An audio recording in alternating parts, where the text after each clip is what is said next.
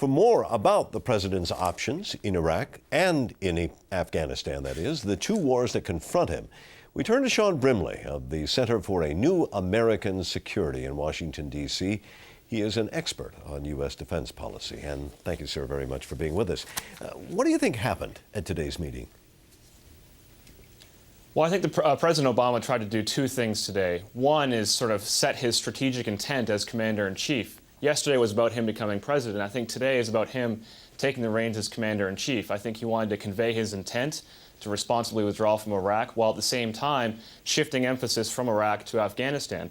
The second thing I think he wanted to accomplish was to sit back and listen to his top military advisors debate in front of him and express their views. And I think by doing both of these things, he's setting a tone for a very healthy civilian-military relationship.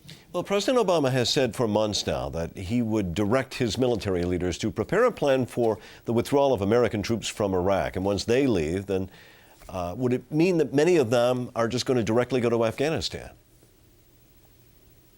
I don't think so. I think this idea that there's a one-to-one trade-off between Iraq and Afghanistan forgets the fact that we're not just simply taking a unit out of Iraq and immediately putting it into Afghanistan. These units have to come home. They need to see their families. They need to re-equip themselves and rest up. And so we need to figure out how to properly balance both between Iraq and Afghanistan, but about it reconstituting our all-volunteer force to make sure they're not overextended.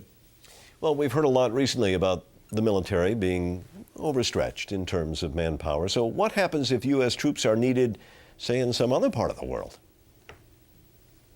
Well, that, in fact, has been one of the most detrimental strategic legacies or things that President Obama is inheriting. He's inheriting an all-volunteer force that's really stretched almost to the breaking point. We've had combat troops with 5 or 6 tours overseas. If you are a young person enlisting in the Marine Corps or the Army after 9/11, for example, you've probably been out of the country for 4 or 5 years. So this is one of the things that President Obama and Secretary Gates are really going to have to pay a lot of attention to, how to reconstitute the all-volunteer force. Mm-hmm. And what if Mr. Obama decided that, well, all right, maybe I should remove the troops, that is, more quickly from Iraq, and thereby move them more quickly to Afghanistan? An option?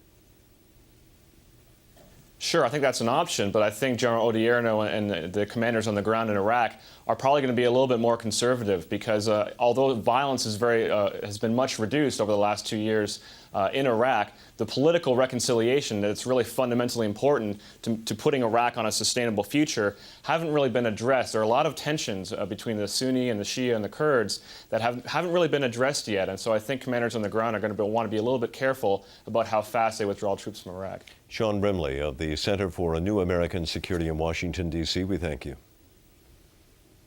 Thank you.